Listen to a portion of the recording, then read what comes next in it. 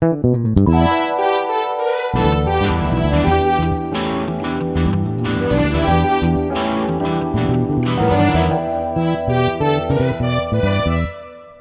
and welcome to the Professor Network. Today we have with us Professor Heather Henderson, who is not only a professor of developmental psychology at UW, she is also the chair of the psychology department. Thank you for being with us, Professor Henderson. Thank you for doing this. Well, first off, I was wondering if you could tell me a little bit about what you do at UW. Do you have a lab? What research projects are you working on currently? Sure. So I run the social development lab, where the goals of all the work in our lab are to understand how children develop peer relationships, how they learn how to interact with other children. And we're specifically interested in children who are shy. We believe that those kids really would like to interact with others, but it takes them a little bit more time.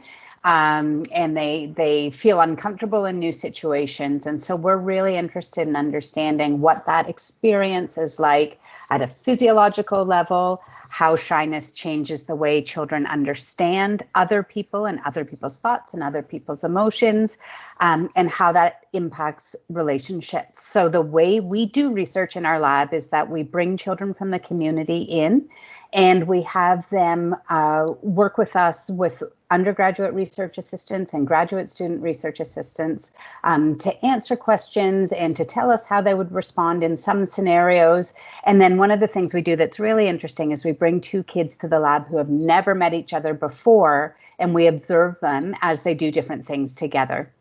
We're really interested in basic mechanisms, but at the same time, we want to understand real world behavior. So when we set up studies in our lab, we try to make situations that are similar to what kids would experience when they start a new camp or when they start in a new classroom, and how they get to know new children. That's incredible. I think it's so amazing that people who work with you will get to actually interact with children and learn from them and gain research experience with human participants. What sparked this interest in developmental psychology and children? I worked with children. All of my high school jobs were doing things like being a camp counselor. And I knew that I found kids interesting. I just really enjoy hearing kids' perspectives and interacting with them and thinking about how they see the world. I did my undergraduate degree at McMaster, where at the time and still today, they really focus on basic science in their psychology department. And so my own research training was in very basic aspects of children's vision development. And it was interesting at the end of undergrad because I knew I wanted to work with kids, but I suddenly really loved doing research. It felt to me like you're being a detective doing research, and you are figuring out questions to ask and ways to answer those questions and being creative in doing that.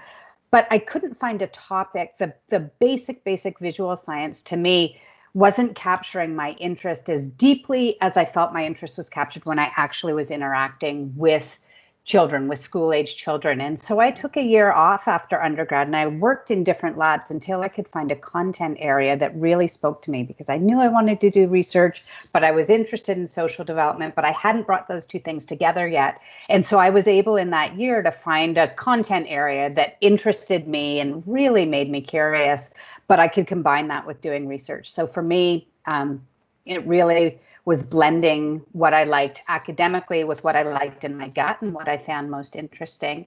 So that's how I decided to do developmental psychology as my graduate program. And then years later, when I had my own kids, I now have a 16 and a 12-year-old, that passion for understanding kids' social behavior just went off the charts, because I found it so fascinating at each stage, and still find it fascinating each stage that my kids go through, watching their classes and being with them and their friends, and just thinking about how kids do things and how each kid is different from each other in terms of how they interact with other kids. So. Thank you so much for telling me how you kind of got to this position, because I know for a lot of undergraduate students who want to go into research, it kind of scares them to think about taking a gap year after your undergraduate, because it feels like you have a break in your education. But it's good to know that even if you take a gap year, you can still get back into research. Oh, I highly recommend those gap years. I felt the exact same way. I felt scared to tell my undergraduate mentor I would do a gap year, and it was the very best thing. And I talked to a lot of undergraduate students about that. I think the other really important thing to remember is whatever labs you work in as an undergraduate, you want the experience of doing research. You don't need to do that content area, right? It just often is, you can then apply the skills that you've learned into a content area that you feel passionate about. And I think we often feel that we need to do exactly what we've been trained to do. But I think trying all the time to step back and reflect on the skills that you've learned and how you might apply them to something that is really personally meaningful to you is really important to do as well. Thank you so much for talking about that. I know upper year undergraduate students who are like preparing to apply to grad school this summer. I mean, this coming fall, they're going to be so grateful to have heard that. Yep.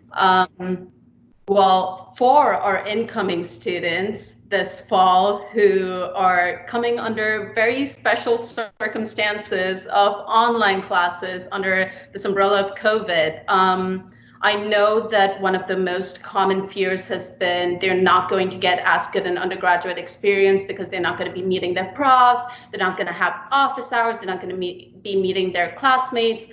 What measures or steps do you think students can take to get as close an undergraduate experience where they would ideally be on campus? Yeah, I think that is such an important and a great question. I'm so glad you're thinking ahead to help more junior students think about this. I think that, and I'm speaking on behalf of my colleagues, but I know they all feel this way. I think reach out as though we were all together in the same space. So by that, I mean, when you start your classes in the fall and you have your first introduction to your instructors, and you'll have TAs in those classes who are graduate students in our program, take a moment to reach out. We want to hear from students. We are feeling just as isolated as you are, and having connections with individual students is what makes our job fascinating and interesting and exciting. And so I encourage you to take that step. And I know your own instructors will do that as well. The other thing that you should know is that research, although we're not physically in our labs, research has not stopped in the psychology department. So many labs have redesigned their studies to do online data collections. Many labs are working with data that they already have and still need the help that we usually need. So when you look on the website under undergraduate research experiences, you will continue to see labs looking for research assistants. I encourage you to look for that. And what that would mean is you would be given jobs that you could do from home. And so a lot of labs are still looking for help, and I encourage you to do that. I think the thing that makes a psychology degree unique and the thing that sets you up for moving on to all sorts of professional school options afterwards is getting research experience. And again, as I said at the beginning, it doesn't matter if that experience is exactly what you think you want to do, just get some experience. And so reach out to the TAs, reach out to professors you've had classes with, that the material really resonated with you, that you feel comfortable with, and ask if they need help, because more often than not, they do need help, and it helps a lot to have students reach out directly. So I encourage people to still do those things and understand that, again, because we're not there physically doesn't mean that we're not spending just as much time and giving just as much thought to our research projects as we were before. So for students who might be nervous to reach out to professors, like with the worry that they might be bothering them, that they might already be bombarded with so many emails, your message is just go ahead and reach out. They're probably just waiting for you to get to them. Absolutely, just do it. And especially beginning of a fall semester is often a time of new projects and new activities going on. The other connection I think is fabulous to make is with the graduate students in the program. I know we hope to have some collaborative efforts between the undergraduate student society and the graduate student society in psychology. And I think some of those mentorship relationships where you meet somebody who's only a few years ahead of you, I think those can be incredibly valuable Those students are the TAs in your classes. Those students, when you work in a lab, often will be supervising your activities. And I encourage you to make those connections as well. But yes, reach out to faculty, reach out to TAs, talk to them about what you think you're interested in and seek their advice. And again, we may not always be quick to respond, but we almost always do respond. So please do continue doing that.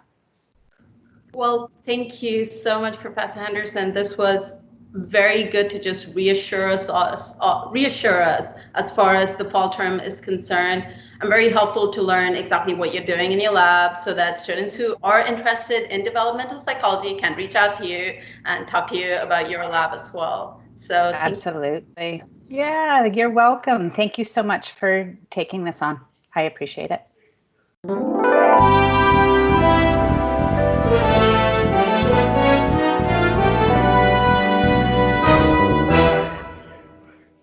Woo! Okay, I think we're done.